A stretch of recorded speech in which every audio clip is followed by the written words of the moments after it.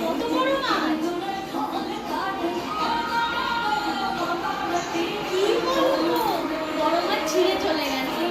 আর কি হবে বলে, এখানের কথা বলো। আজ বড়টা এই সামনের পুকুরটাতে কি মাছের ঝাঁক দেখেছি, 5-6টা একসাথে ঘুরছে, সবকটা 700-750 ওজনের তো হবেই। রুই মাছ, রুই মাছ।